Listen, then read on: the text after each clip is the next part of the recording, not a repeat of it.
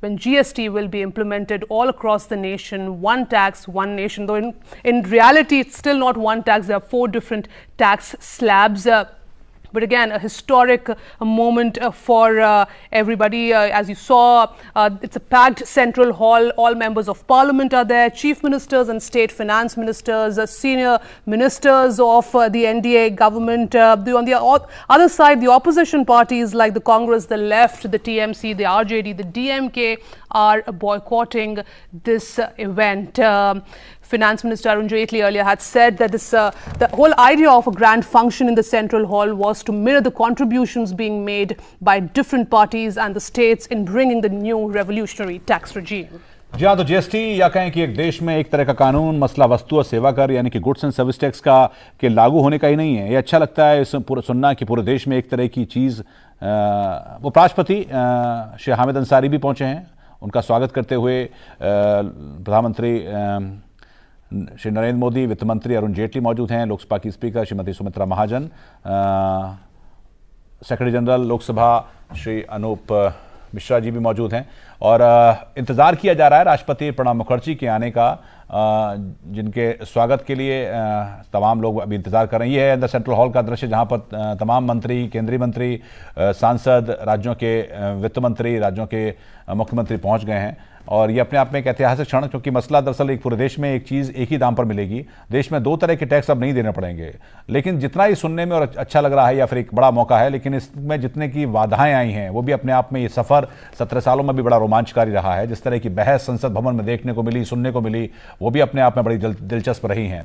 इसको लेकर जिस तरह का एक गतिरोध बना रहा, बीजेपी, कहा यह भी जाता है कि जब बीजेपी विपक्ष में थी तब इसका विरोध किया था, लेकिन कांग्रेस की तमाम कोशिशों के बाद भी उस समय पास नहीं हो पाया। लेकिन जब बीजेपी सत्ता में आई तो उसने न सिर्फ तमाम विपक्षी पार्टियों को मनाया, उनकी बातों को माना और संभवतः इस नतीजे पर पहुंची कि देश में जीएसटी लागू हो पाए। एक समय तो ऐसा भी था जब लग रहा था कि ये मामला और लंबा खिंचेगा, पता नहीं तमाम पार्टियां राजी होंगे नहीं होंगी, अगर राजी होती हैं तो राज्यों की अपनी जो चिंताएं हैं वो कहां तक दूर होती है। तो एक तरह का तमाम बाधाओं को पार करते हुए आज यहां पर पहुंचे हैं, लिहाजा प्रधानमंत्री ने सोचा कि इसको भव्य तरीके से लॉन्च किया जाए। और चूंकि अपने आप में एक ऐतिहासिक कदम इसलिए भी है क्योंकि अब नई तरह की कर व्यवस्था हो जाएगी। एक नई आदत संभवतः व्यापारियों को भी डालनी होगी कि किस तरह से व्यापार किया जाए, किस तरह से टैक्स जमा किया जाए, किस तरह से ऑनलाइन चीज़ों को सबमिट किया जाए, ताकि देश में टैक्स का ढांचा, टैक्स नेट बढ़ सके। सरकार की आमदनी होगी, सरकार की अगर आमदनी होती है तो देश के विकास के लिए काम आता है। मुख्य तौर पर यह बात समझ में आती है। कुछ जो चिंताएं हैं लोगों की वो इसके इंप्लीमेंटेशन को लेकर हैं। चिंताएं इस बात को लेकर हैं कि अगर नई कर व्यवस्था जो लागू होती है, 4 तरह के स्लैब हैं, या कहें कि जो 5 तरह के स्लैब हैं, 5, 12, 18, 28 या उससे ज़्यादा के, उसमें आने के बाद जो आमतौर पर चीज़ें हैं, जो रोज़मर्रा की चीज़ें हैं, उसमें किस तरह का बदलाव आएगा। चीज़ें सस्ती होंगी या महंगी होंगी, इसको लेकर कुछ चिंता है, जिसको लेकर कुछ लोगों ने विरोध भी किया है।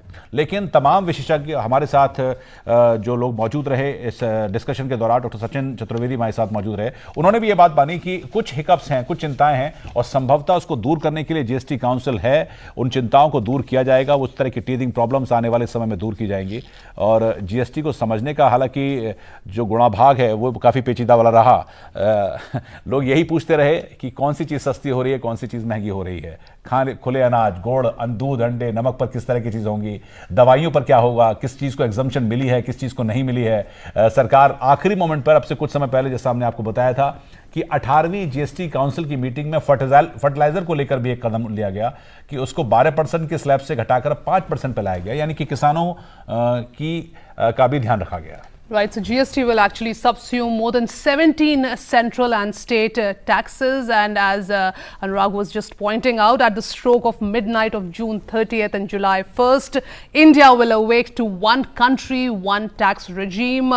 GST is another historic tryst with destiny for India. In fact, there are many benefits being cited of GST. The fact that it's going to check tax evasion, it's expected to propel revenue growth, it's expected to increase the spending capacity of the centre and state government. So revenue is being seen as a major factor. GST will also have a positive impact on GDP, and that's the arrival of President Pranab Mukherjee. And he will be making the speech from the same podium where India's first Prime Minister Jawaharlal Nehru gave his historic Tryst with Destiny speech to declare India's independence at the midnight of August 14-15. He's being greeted by Parliamentary Affairs Minister Anant Kumar, Finance Minister Arun Jaitley, Lok Sabha Speaker Sumitra Mahajan, Prime Minister Narendra Modi, Chairman Rajya Sabha Hamid Ansari, and he's now heading towards the Central Hall. जी हाँ, अब जिन लोगों का इंतजार था, जिन गणमान्य व्यक्तियों का इंतजार था, सभी पहुंच गए हैं। अब सेंट्रल हॉल की तरफ, अंदर की तरफ रुक किया है। ये अंदर की तस्वीरें जहां पर पहले से मौजूद ये पूरा हॉल एक तरह से कहें कि खचाखच भरा हुआ इस ऐतिहासिक क्षण के गवाह होने का, जहां पर सांसद, केंद्रीय मंत्री, राज्यों के वित्त मंत्री, मुख्यमंत्री राज्यों के पहले से मौजूद हैं। और अब से कुछ ही समय के बाद, तकरीबन 1 घंटे के बाद, मध्यरात्रि के वक्त पर राष्ट्रपति प्रणब मुखर्जी के जरिए जीएसटी को लॉन्च किया जाएगा। जीएसटी की व्यवस्था आज रात मध्यरात्रि से लागू हो जाएगी। और जैसा कहा कि एक देश में एक बाजार और एक तरह की कर व्यवस्था होगी। एक देश में एक वस्तु की कीमत 2 अलग अलग जगह पर नहीं हो सकती। इस तरह का जो व्यवस्था चली आ रही थी आज़ादी के बाद से, उसमें बदलाव होगा और ये अपने आप में एक बड़ा फैसला है। हालांकि अगर इसके इतिहास की बात की जाए तो सबसे पहले 1994 में वैट यानी कि वैल्यू एडेड टैक्स के संदर्भ में जीएसटी का उल्लेख अमरीश बागची की रिपोर्ट के हवाले से किया गया था। पर इसकी नींव अटल बिहारी वाजपेयी ने 1999 में रखी। उनको इस बात की सलाह उनकी इकोनॉमिक एडवाइजरी बोर्ड ने दी थी। यह ध्यान रखने लायक बात यह भी है कि उस वक्त तक देश ने न तो उस तरह के कंप्यूटर और उस तरह की इंटरनेट की व्यवस्था थी, लेकिन उस वक्त भी इस बात को माना गया कि इस व्यवस्था को लागू करने की दिशा में कदम बढ़ाए जाएं और अटल बिहारी वाजपेयी की सरकार ने इस दिशा में कदम बढ़ाया था। बाद में यूपीए 1 और यूपीए 2 की सरकार ने भी इस दिशा में महत्वपूर्ण कदम उठाए और आज जाकर एनडीए की सरकार में, यानी कि 2014 में आई सरकार ने इस दिशा में बहुत तेजी से कदम उठाए, चीज़ों को लागू करवाया और विपक्षियों की बात भी मानी। Right, it's President Pranab Mukherjee heading towards the Central Hall.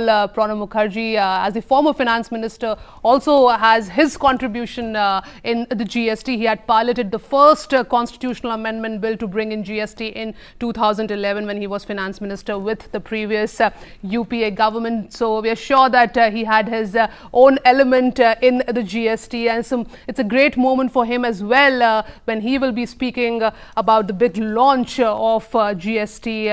July 1st, tomorrow at the stroke of midnight, GST will be implemented across the nation, and it is not just a victory of a party or government, it is a victory for democratic ethos of India and a victory for everyone. जी हाँ, तमाम राज्यों, तमाम पार्टियों को invite किया गया था, लेकिन महामहिम राष्ट्रपति जी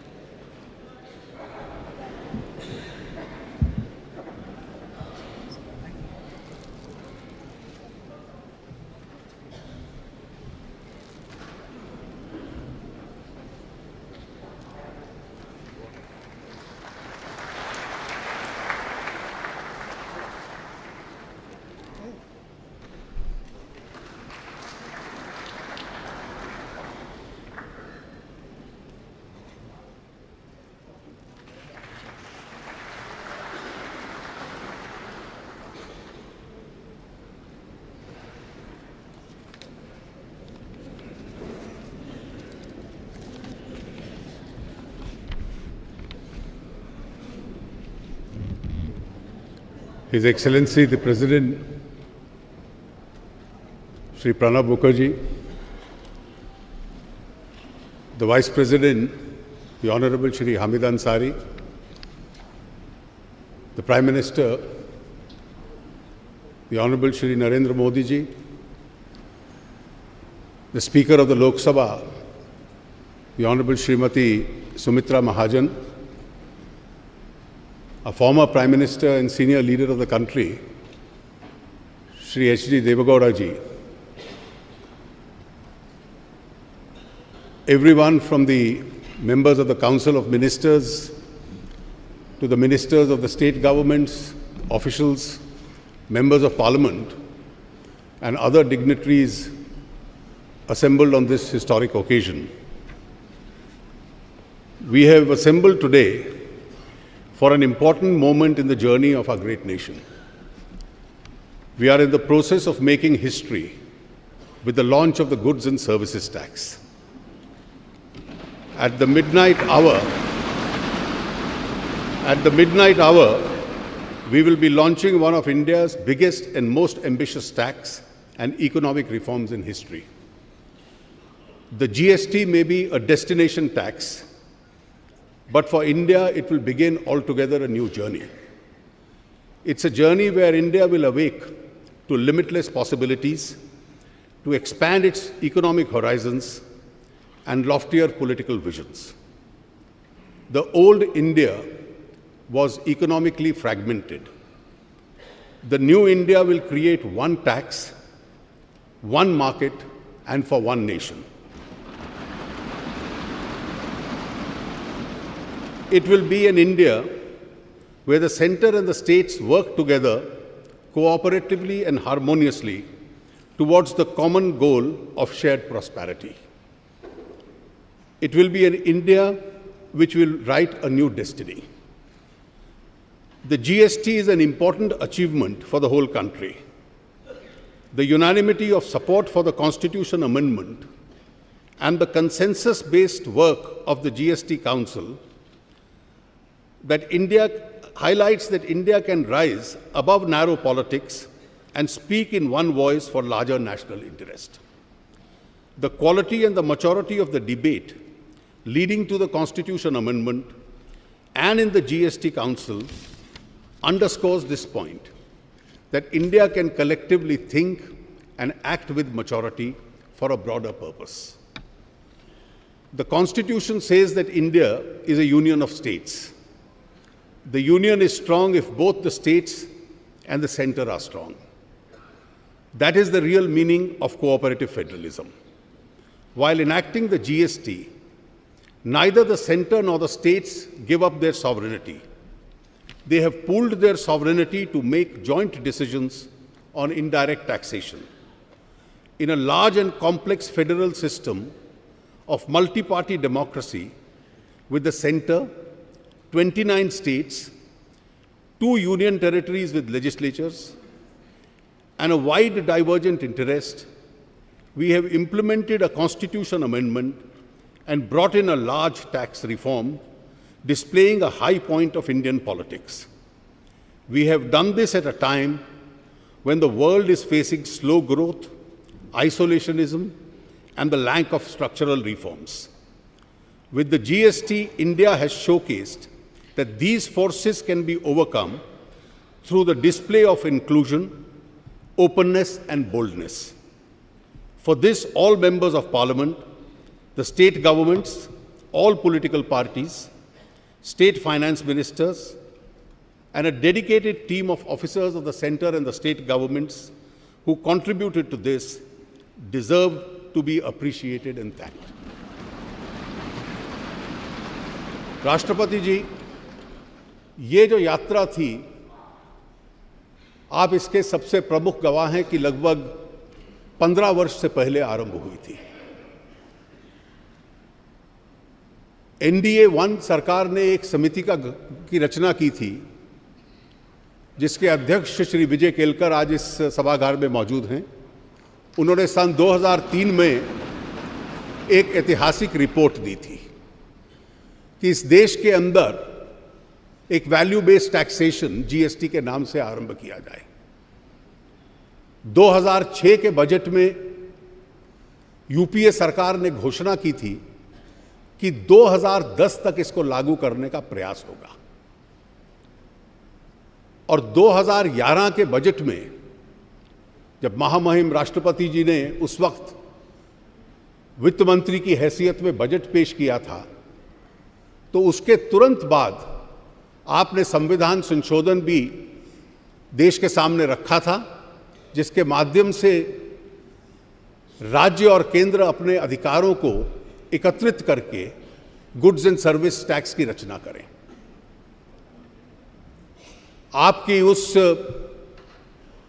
संविधान संशोधन के बाद पार्लियामेंट की स्टैंडिंग कमेटी, उसने बहुत योगदान लायक सुझाव दिए थे। यशवंत सिन्हा जी आज मौजूद हैं इस सभागार में, वो उसके अध्यक्ष थे,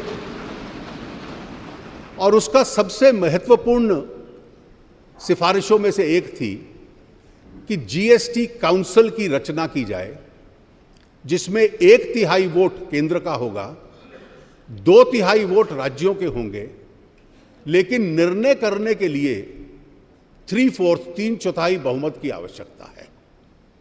स्टैंडिंग कमेटी के उस निर्णय का यह असर था कि केंद्र और राज्यों को संवैधानिक दृष्टि से इकट्ठा काम करने के लिए मजबूर किया गया, और जीएसटी काउंसिल में जो एक प्रकार से कंसेंसस बना, उसमें इसका एक बहुत बड़ा योगदान स्टैंडिंग कमेटी के उस सुझाव का था। एक पैरेलल रचना राज्यों के वित्त मंत्रियों की थी, एक एम्पावर्ड कमेटी थी, और समय समय पर हर सरकार ने एक परंपरा बनाई कि किसी विरोधी पक्ष के दल की जिस राज्य की सरकार हो, उसका कोई वित्त मंत्री उस एम्पावर्ड कमेटी का अध्यक्ष रहे। पहले अध्यक्ष डॉक्टर असीम दास गुप्ता हमारे बीच में हैं, और बहुत वर्षों तक देश में उन्होंने कंसेंसस बनाने का एक बहुत बड़ा काम किया। मुझे स्वयं उनका आभार इसलिए भी व्यक्त करना है कि मुझे पहली शिक्षा जीएसटी पे उनसे ही मिली थी, एक बैठक में। प्रोफेसर दास गुप्ता के बाद जम्मू कश्मीर के श्री अब्दुल रहीम राठौर, श्री सुशील मोदी, उसके बाद केरल के Shri K M Mani, I think mister Mani is also here, और फिर बंगाल के डॉक्टर अमित मित्रा, ये एक राज्यों के बीच में आम राय बनाते रहे। और इस पूरे इतिहास के बाद इस देश ने कि राजनीति ने ऐसी एक मैच्योरिटी का एक उदाहरण पेश किया, जिसका सबसे बड़ा सबूत ये था कि संविधान संशोधन संसद के दोनों सदनों में सर्वमत से पास हुआ, जिससे जीएसटी काउंसिल की रचना हुई।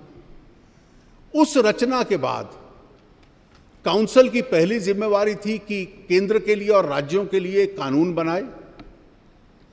वो सभी कानून 5 केंद्र के लिए, 1 सभी राज्यों के लिए सर्वसम्मति से बने। संसद ने उसे सर्वसम्मति से पास किया, राज्यों ने एक मत से पास किया, और आज वो एक वास्तविकता के रूप में हमारे सामने आया है। जीएसटी काउंसिल 18 बार मिल चुकी है। कुछ बैठकें सुबह से शाम तक और 2-2, 3-3 दिन चलती हैं, और एक भी निर्णय पर वोट करवाने की आज तक आवश्यकता नहीं पड़ी।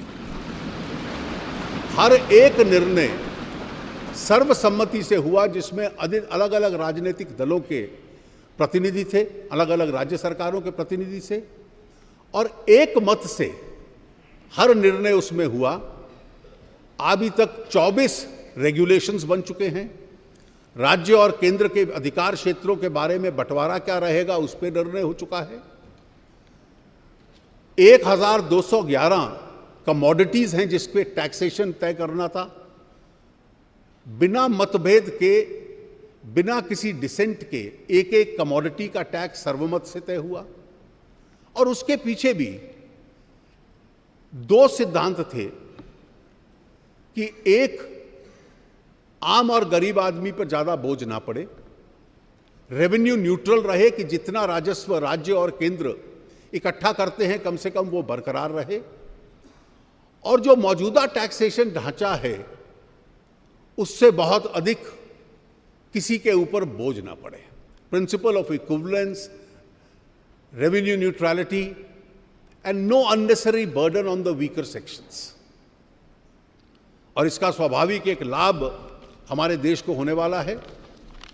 आज की जो व्यवस्था थी उस व्यवस्था में राज्यों में और केंद्र में मिलाकर 17 ट्रांजैक्शन टैक्स हैं, 17 23 सेस हैं। उन सब को समाप्त कर दिया गया है और उनके स्थान पर केवल एक टैक्स रहेगा।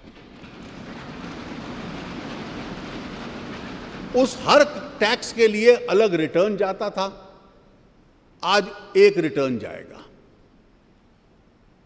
हर एक असेसी को अलग अलग टैक्सेशन अधिकारियों के साथ इंटरफेस करना पड़ता था, आज केवल उसको अपने सॉफ्टवेयर के साथ एक रिटर्न के माध्यम से इंटरफेस करना पड़ेगा और केवल सॉफ्टवेयर के ऊपर रजिस्ट्रेशन ले लेना, और उस रजिस्ट्रेशन के बाद हर महीने की 10 तारीख तक केवल एक फॉर्म भरना कंप्यूटर पे कि मेरी पिछले महीने की ट्रांजैक्शन क्या है उस पर डाल देना, और उसके माध्यम से टैक्स के ऊपर टैक्स न लगना।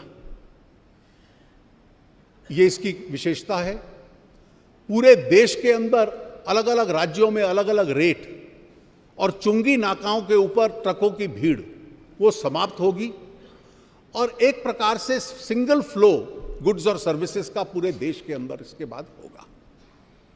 और इसका एक और लाभ है कि जो एक बार आपने टैक्स दे दिया इनपुट्स के ऊपर, आउटपुट के स्तर पे उसका आपको लाभ मिलने लगेगा। महंगाई के ऊपर भी लगाम लगेगी, टैक्स अवॉइडेंस कठिन होगा, रेट पहले की तुलना में कम होंगे,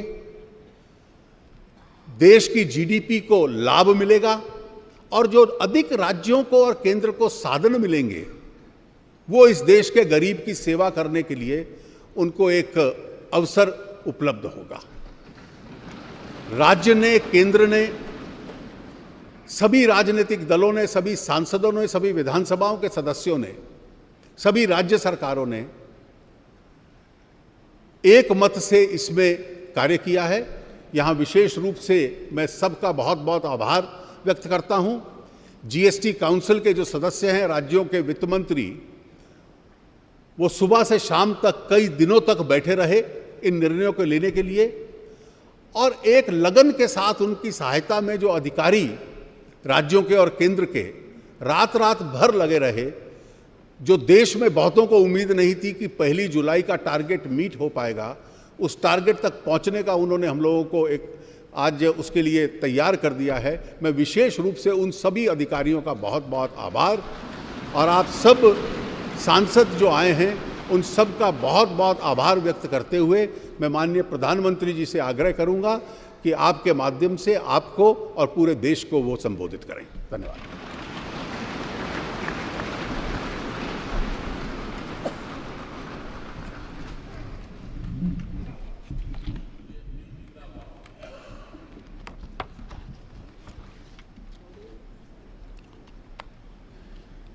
आदरणीय राष्ट्रपति जी, आदरणीय उपराष्ट्रपति जी, लोकसभा के अध्यक्षा जी, पूर्व प्रधानमंत्री आदरणीय देवेगौड़ा जी, मंत्रिपरिषद के मेरे साथी, सदन के सभी सम्मानित सदस्यगण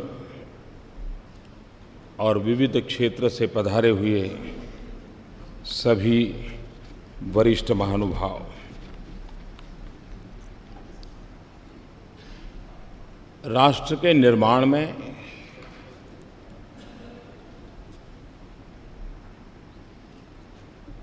कुछ ऐसे पल आते हैं जिस पल पर हम किसी नए मोड़ पर जाते हैं, नए मुकाम की ओर पहुंचने का प्रयास करते हैं।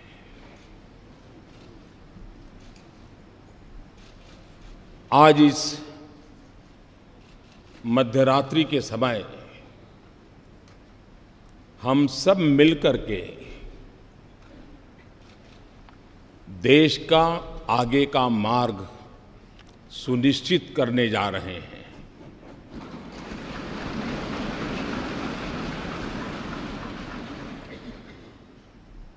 कुछ देर बाद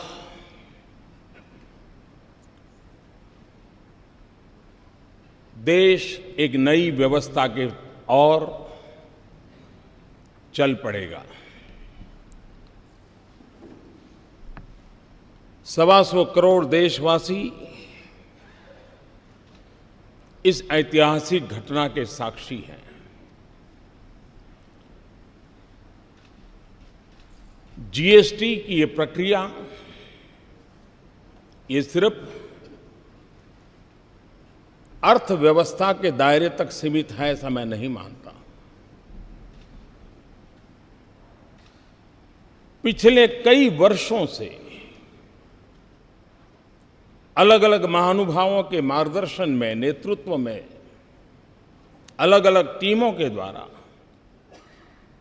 जो प्रक्रियाएं चली हैं वो एक प्रकार से भारत के लोकतंत्र की, भारत के संघीय ढांचे की,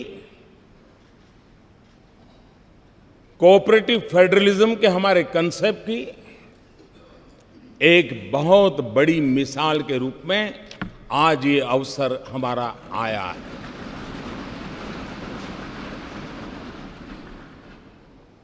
इस पवित्र अवसर पर आप सब अपना बहुमूल्य समय निकाल करके आए हैं। मैं हृदय से आपका स्वागत करता हूं, आपका आभार व्यक्त करता हूं।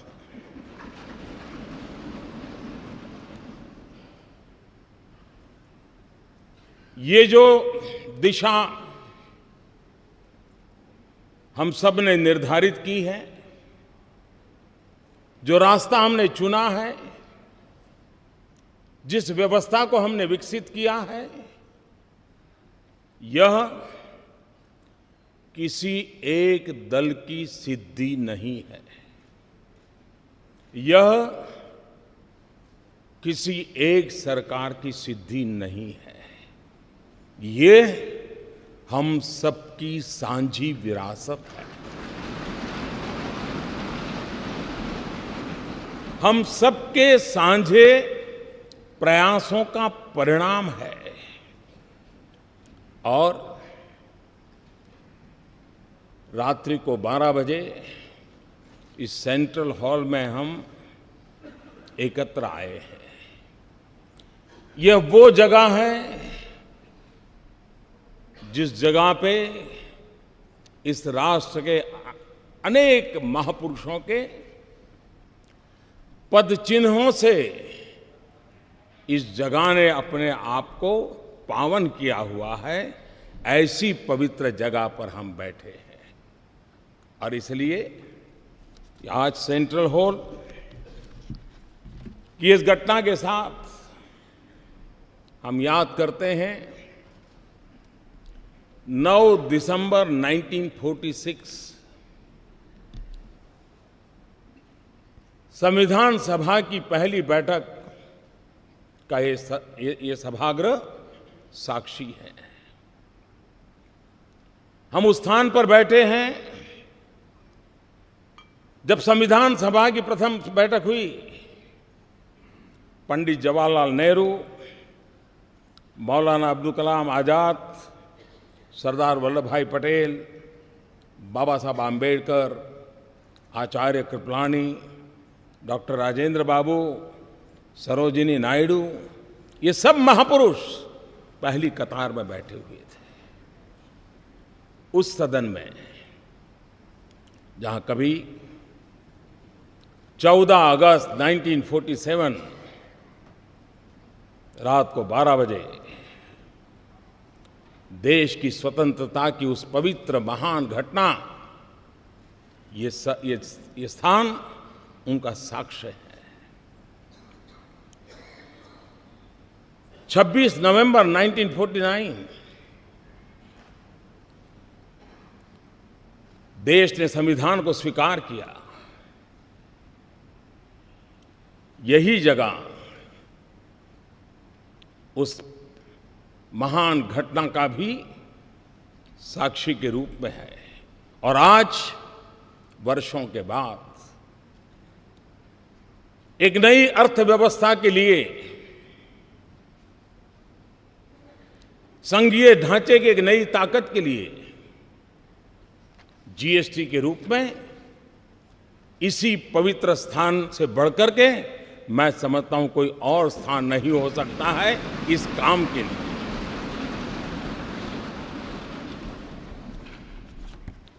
संविधान का मंथन 2 साल 11 महीने और 17 दिन तक चला था। हिंदुस्तान के कोने कोने से विद्वत जन उस बहस में हिस्सा लेते थे, वाद विवाद होते थे, राजी नाराजी होती थी, सब मिलकर के बहस करते थे, रास्ते खोजते थे। कभी इस पार कभी उस पार नहीं जा पाए तो बीच का रास्ता खोज करके चलने का प्रयास करते थे। ठीक उसी तरह ये जीएसटी भी एक लंबी विचार प्रक्रिया का परिणाम है। सभी राज्य समान रूप से, केंद्र सरकार उसी की बराबरी में और सालों तक चर्चा की है। संसद में इसके पूर्व के भी सांसदों ने, उसके पूर्व के सांसदों ने लगातार इस पर बहस की है। एक प्रकार से best brains of the country उन्होंने लगातार इस काम को किया है और उसी का परिणाम है कि आज ये जीएसटी को हम साकार रूप में देख सकते हैं। जब संविधान बना तो संविधान ने पूरे देश के नागरिकों को समान अवसर, समान अधिकार, उसके लिए सुनिश्चित व्यवस्था खड़ी करती थी। और आज जीएसटी एक प्रकार से सभी राज्यों के उन मोतियों को एक धागे में परोने का और आर्थिक व्यवस्था के अंदर एक सुचारू व्यवस्था लाने का एक अहम प्रयास है। जीएसटी ये कोऑपरेटिव फेडरलिज्म की एक मिसाल है जो हमें हमेशा हमेशा और अधिक साथ मिलकर चलने की ताकत देगी। जीएसटी ये टीम इंडिया का क्या परिणाम हो सकता है, ये टीम इंडिया की कर्तृत्व शक्ति का, सामर्थ्य का परिचायक है। ये जीएसटी काउंसिल केंद्र और राज्य ने मिलकर के उन व्यवस्थाओं को विकसित किया है जिसमें गरीबों के लिए जो पहले उपलब्ध सेवाएं थी उन सारी सेवाओं को बरकरार रखा है। दल कोई भी हो, सरकार कहीं की भी हो, गरीबों के प्रति संवेदनशीलता इस जीएसटी के साथ जुड़े हुए सब लोगों ने समान रूप से उसकी चिंता की है। मैं जीएसटी काउंसिल को बधाई देता हूं। अब तक इस काम का नेतृत्व जिन जिन लोगों ने किया है, अरुण जी ने विस्तार से कहा था, मैं उसका पुनरावर्तन नहीं करता हूं। मैं उन सबको भी बधाई देता हूं।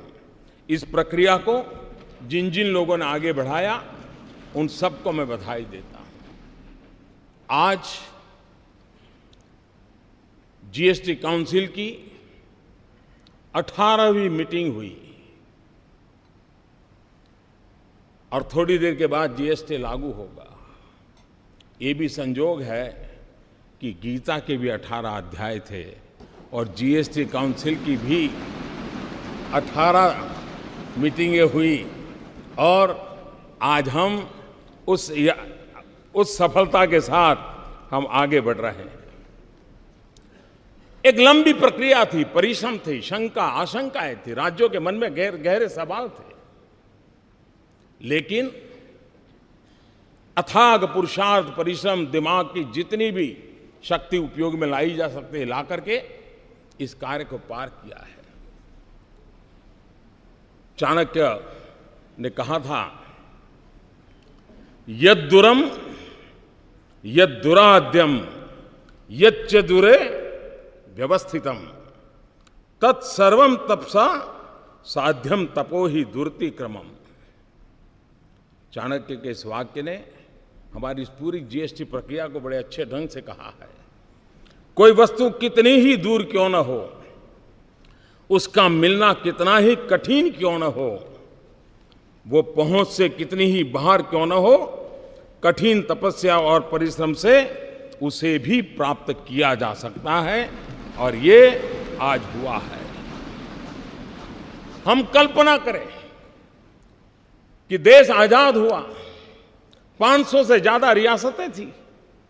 अगर सरदार वल्लभ भाई पटेल ने इन रियासतों को मिलाकर के देश को एक न किया होता, देश का एकीकरण न किया होता, तो भारत का राजनीतिक मानचित्र कैसा होता, कैसा बिखराव होता। आजादी होती, लेकिन देश का वो मानचित्र कैसा होता। जिस प्रकार से सरदार वल्लभ भाई पटेल ने रियासतों को मिलाकर के एक राष्ट्रीय एकीकरण का बहुत बड़ा काम किया था, आज जीएसटी के द्वारा आर्थिक एकीकरण का एक महत्वपूर्ण काम हो रहा है।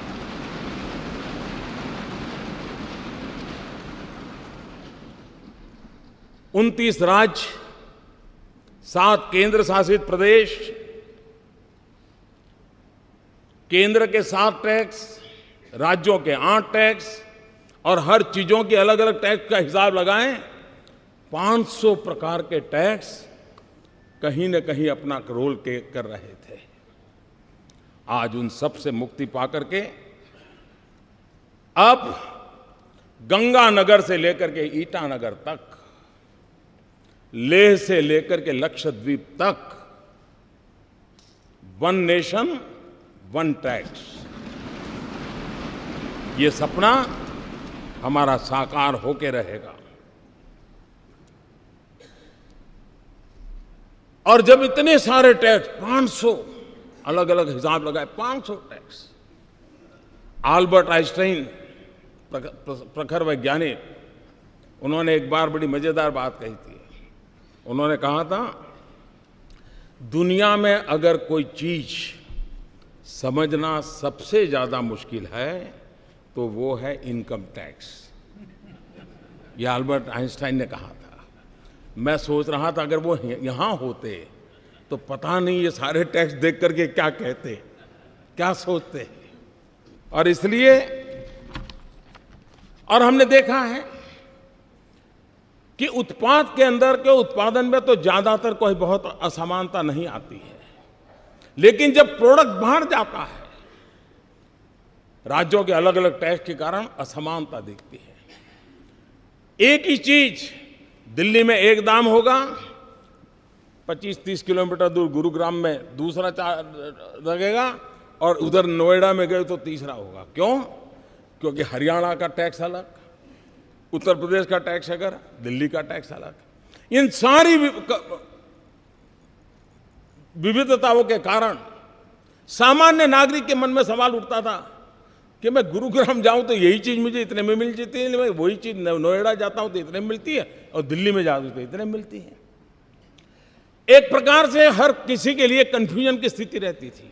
और पूंजी निवेश में भी विदेशों के लोगों के लिए ये सवाल रहता था कि भाई किस एक व्यवस्था हम समझते हैं और काम कहीं सोचते हैं तो दूसरे राज्य में दूसरी व्यवस्था सामने आती है, और एक कंफ्यूजन का माहौल बना रहता था। आज उसमें से हम मुक्ति की ओर आगे बढ़ रहे हैं। अरुण जी ने बड़ा विस्तार से वर्णन किया है कि जीएसटी के कारण ऑक्ट्रॉय की व्यवस्था हो, एंट्री टैक्स हो, सेल टैक्स हो, वैट हो, न जाने कितनी चीज़ें, सारा वर्णन उन्होंने विस्तार से किया, सब खत्म हो जाएगा। हम जानते हैं कि हम एंट्री के टोल पर घंटों तक हमारे व्हीकल खड़े रहते हैं, देश का अरबों खरबों का नुकसान होता है। फ्यूल के जलने के कारण पर्यावरण का भी उतना ही नुकसान होता है। इस सारी व्यवस्थाएं सिमलेस होने के कारण एक प्रकार से उन सारी अव्यवस्थाओं में से एक मुक्ति का मार्ग हमें प्राप्त होगा। कभी कभार पेरिसेबल गुड खास करके समय पर पहुंचना बहुत आवश्यक होता था, लेकिन वो जब नहीं पहुंचता था तो उसके कारण उस पहुंचाने वाले का भी नुकसान होता था और जो प्रोसेसिंग करता था उसका भी नुकसान होता था। इन सारी जो व्यवहार जीवन की अव्यवस्थाएं थी, उन अव्यवस्थाओं से आज हम मुक्ति पा रहे हैं और हम आगे बढ़ रहे हैं। जीएसटी के तौर पर देश एक आधुनिक टैक्सेशन सिस्टम की ओर आज कदम रख रहा है, बढ़ रहा है। एक ऐसी व्यवस्था है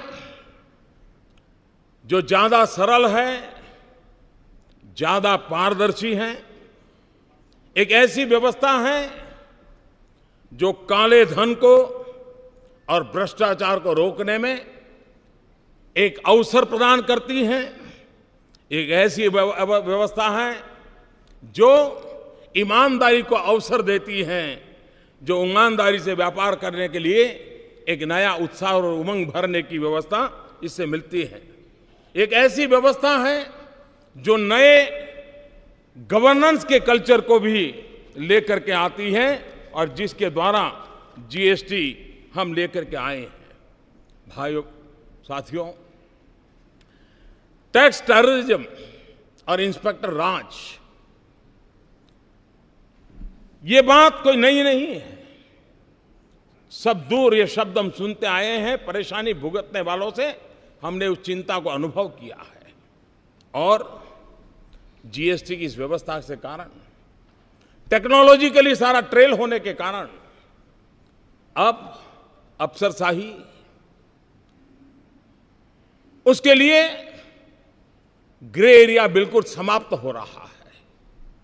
उसके कारण जो सामान्य व्यापारियों को, सामान्य कारोबारियों को, अफसरों के द्वारा जो परेशानियां होती रही हैं, उससे मुक्ति का मार्ग इस जीएसटी के द्वारा कोई ईमानदार व्यापारी बेवजह परेशान हो, वो दिन इसके साथ खत्म होने की पूरी संभावना इस जीएसटी के अंदर है।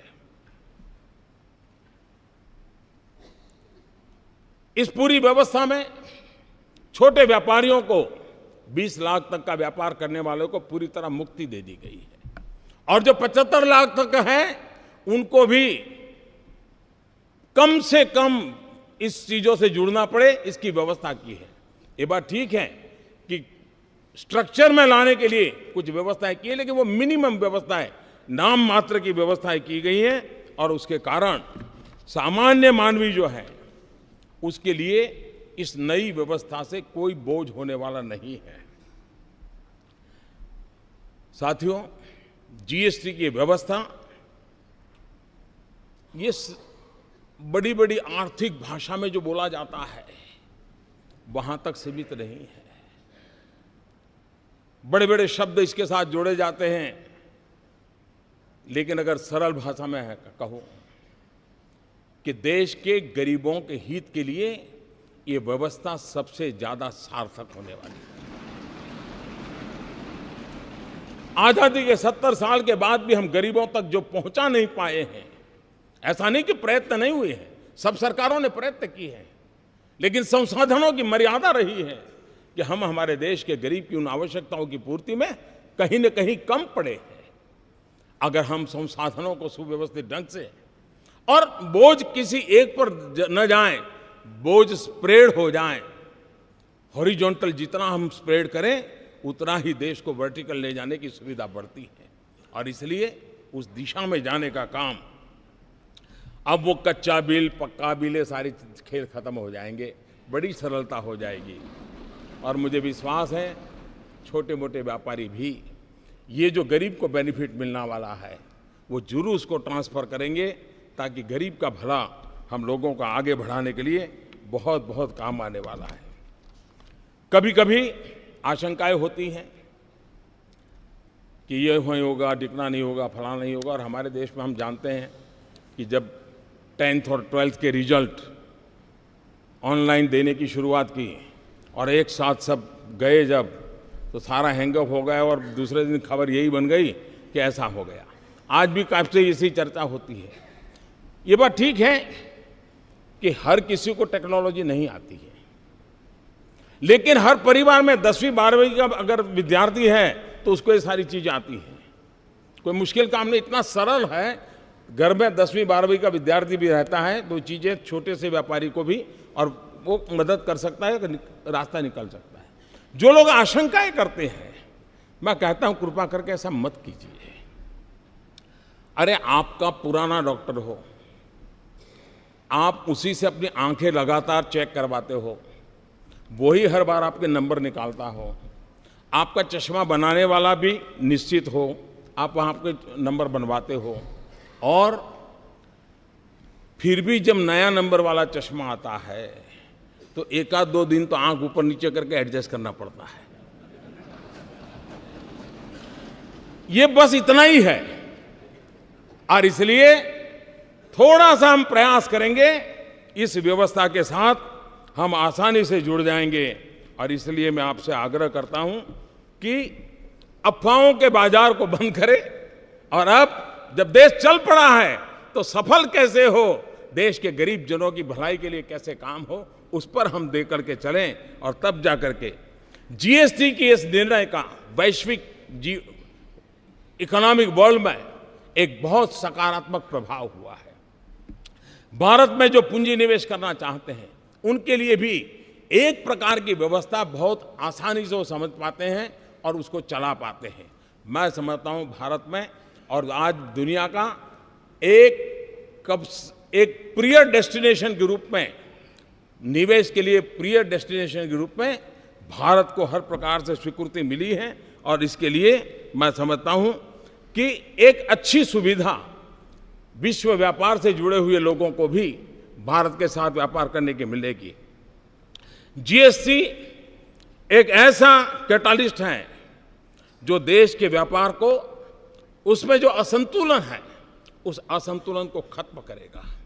जीएसटी एक ऐसा कैटालिस्ट है जिससे एक्सपोर्ट प्रमोशन को भी बहुत बल मिलेगा।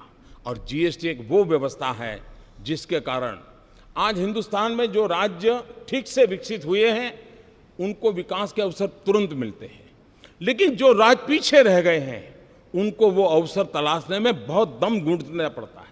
उन राज्यों का कोई दोष नहीं है, प्राकृतिक संपदा से समृद्ध है। हमारा बिहार देखें, हमारा पूर्वी उत्तर प्रदेश देखें, हमारा पश्चिम बंगाल देखें, हमारे नॉर्थ ईस्ट के देखें, हमारा उड़ीसा देखें, संसाधन प्राकृतिक संसाधनों से भरे पड़े हैं। लेकिन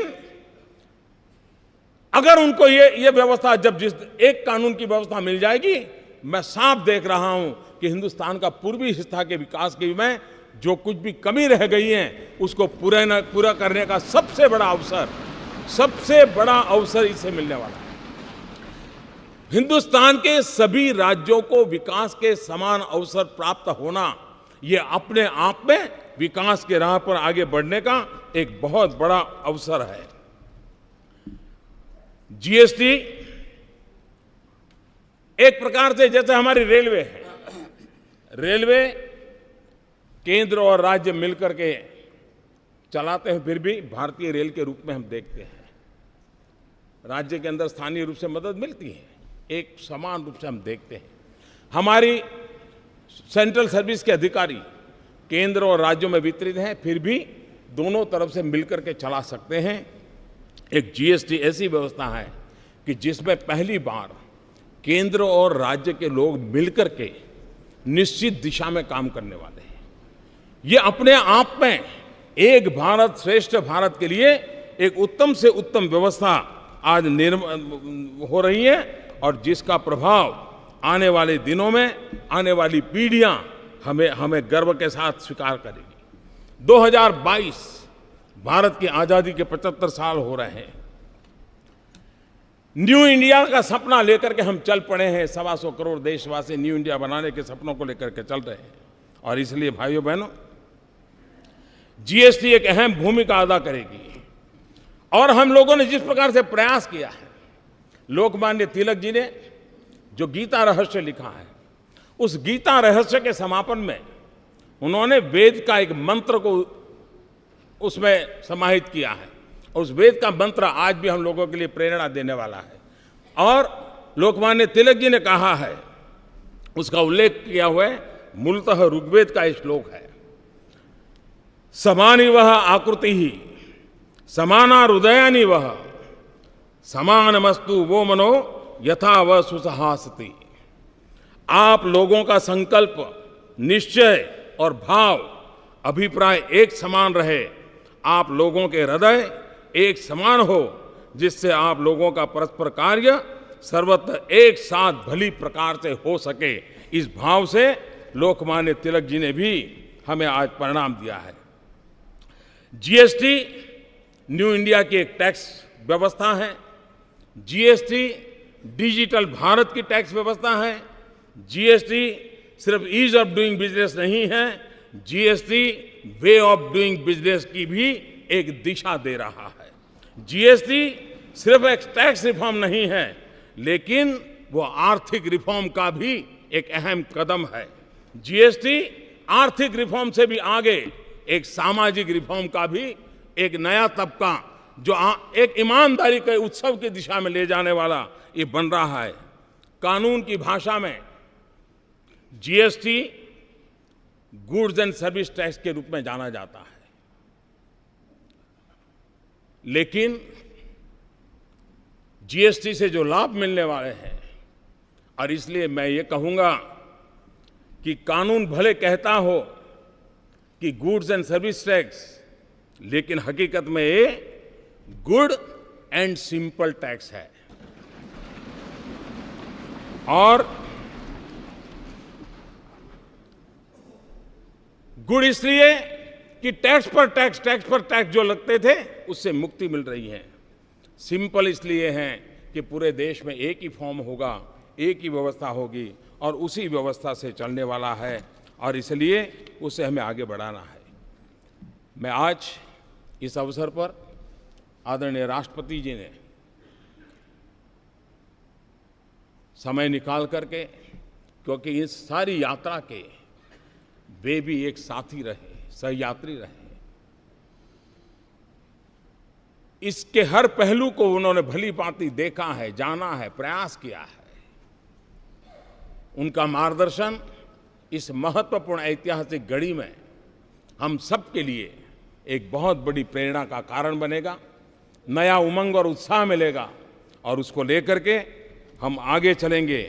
मैं आदरणीय राष्ट्रपति जी से मैं उनका बहुत आभारी हूं कि वो आज आए हम सबका मार्गदर्शन करने के लिए, और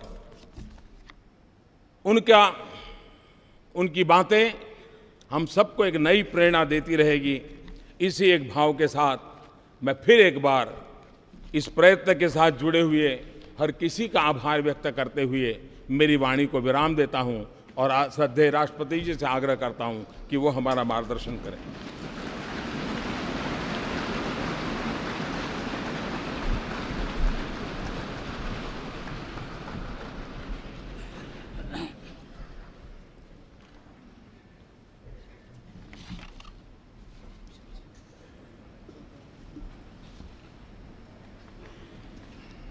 Sri Muhammad Hamid Ansari, Vice President of India, Prime Minister Sri Narendra Modi, former Prime Minister Sri H.D. Deve Gowda, Srimati Sumitra Mahajan, Speaker Lok Sabha, Sri Arun Jaitley, Finance Minister, India, Union Ministers, Members of Parliament, distinguished guests, ladies and gentlemen. In a few minutes from now, we will witness the launch of Goods and Services Tax, a unified tax system in the country. This historic moment is the culmination a 14-year-long journey which began in December 2002 when the Calcutta Task Force on Indirect Taxes suggested a comprehensive goods and service tax based on the value-added tax principle. The proposal to introduce the GST was first mooted in the budget speech for the financial year 2006-07.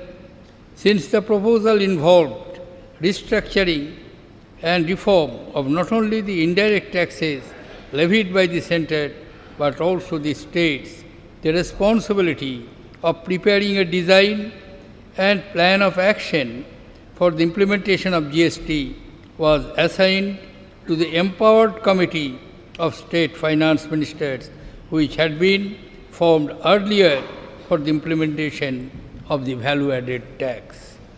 The Empowered Committee released the first discussion paper on goods and service tax in November 2009. Friends, ladies and gentlemen, the introduction of GST is a momentous event for the nation.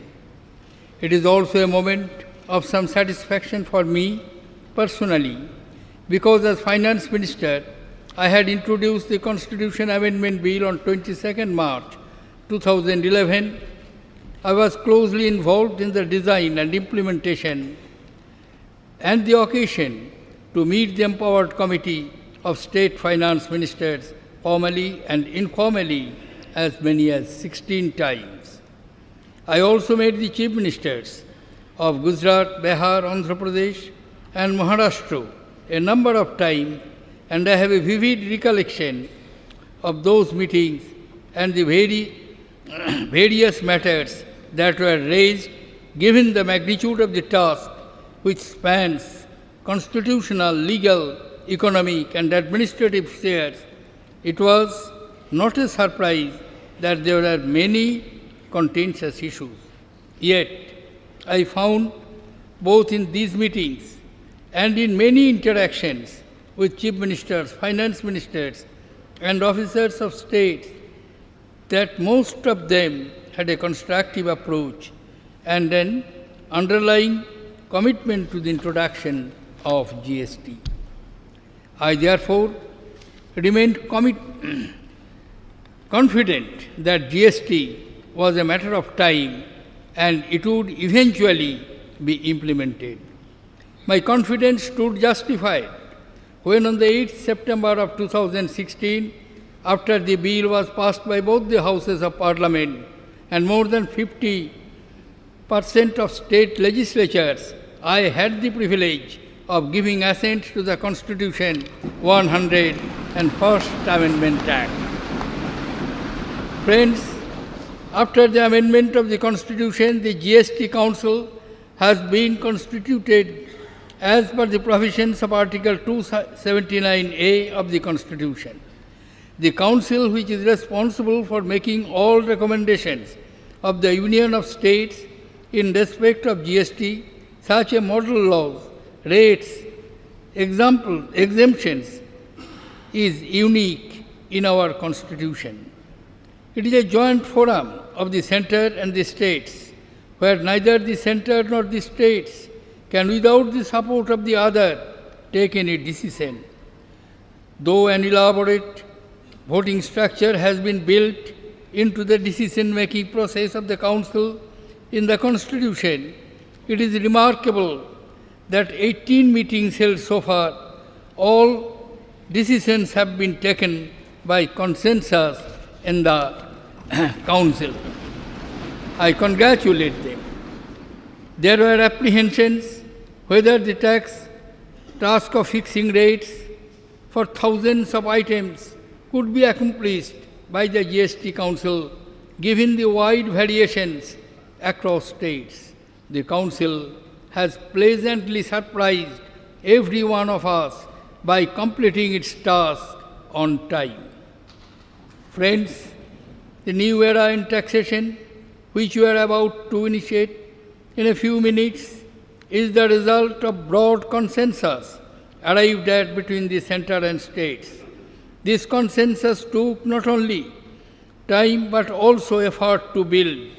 The effort came from persons across the political spectrum who set aside narrow partisan considerations and put the nation's interest first. It is a tribute to the maturity and wisdom of India's democracy.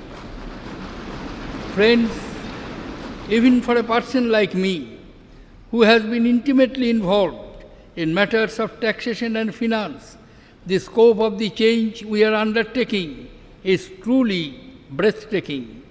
Central excise duty has a long history. During my different tenures as finance ministers, it has always been one of the largest contributors to the central exchequer. Service tax is relatively new, but has grown very rapidly in revenue terms. Except for a few goods outside the purview of goods and services tax, both of these will now disappear along with the additional customs duty, special additional duty of customs, and numerous cesses and surcharges. Central sales tax on interstate will cease for goods falling under the Goods and Services Act. At the state level, the enormity of the change is not less. The major taxes being subsumed are value-added tax, sales tax, entry tax, taxes on advertisement, and luxury tax, along with the state-level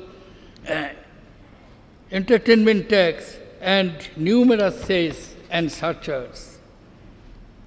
Ladies and gentlemen, GST will also make our exports more competitive and also provide a level playing field to domestic industry to compete with imports. Currently, due to cascading, our exports still carry some embedded taxes, making them less competitive. Similarly, the hidden effect of cascading means that the total tax incidence on domestic industry is not transparent. Under GST, the tax incidence will be transparent, enabling full removal of tax burden on exports and full incidence of domestic taxes on imports. Ladies and gentlemen, I am told that GST will be administered through a modern world-class information technology system. I recall that in July 2010, I had set up an empowered group of development of IT systems required for the GST regime under the chairmanship of Sri Nandan Nilekani. Subsequently, in April 2012, a special purpose vehicle, GST network, was approved for creation by the government for GST implementation. This was to ensure that we have no time, and as and when the legislative framework is in position, the technical infrastructure should be ready to take forward GST. I am told that a key feature of the system is that buyers will get credit of tax paid on inputs only when the seller has actually paid taxes to the government. This creates a strong incentive for buyers to deal with the honest and compliant sellers who pay their dues. Friends, GST is a disruptive change, no doubt. It is similar to the introduction of the VAT when there was initial resistance. When a change of the magnitude is undertaken, however positive it may be, there are bound to be some teething troubles and difficulties in the initial stage. We will have to solve these with understanding and speed to ensure that it does not impact the growth momentum of the economy. Success of such major change always depends on their effective implementation in the months to come. Based on the experience of actual implementation, the GST Council and the central and state government should continuously review the design and make improvements in the same constructive spirit as it has been displayed till now. In conclusion, I would like to express my deep appreciation for all those who made tremendous efforts to make this path-breaking legislations. Thank you. Jai Hind.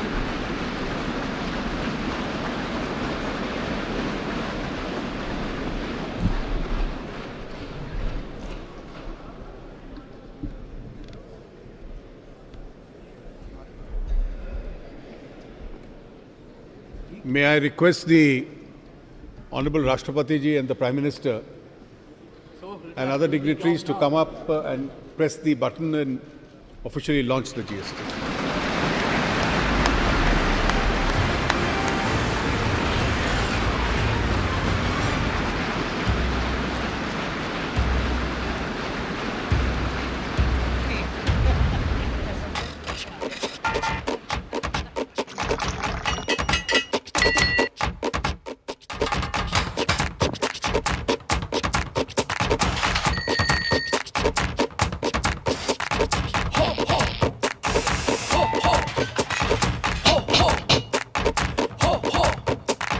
ताता तिरकट दिन ताता तिरकट धा धा तीन ना तिरकट दिन ता तिन तिरकट धा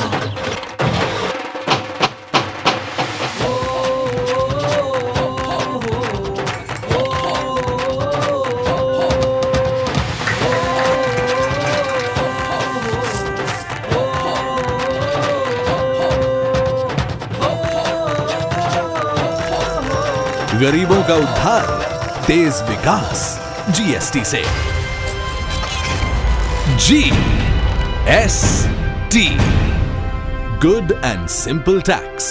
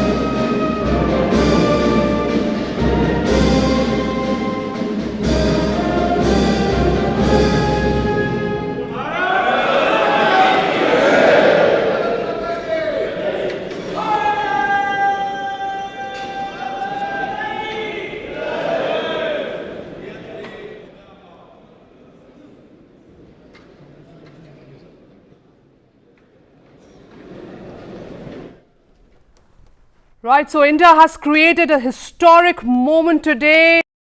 Different states for really promoting this enormous model of cooperative federalism. Prime Minister Modi said that GST is in fact a result of deliberations and discussions. It will subsume 17 states and central taxes and 23 cess. Prime Minister Modi also said it's important to be optimistic. It will initially, there will be challenges. The fact that digital literacy in the country is still very limited. But he said we need to be optimistic. Any change takes time.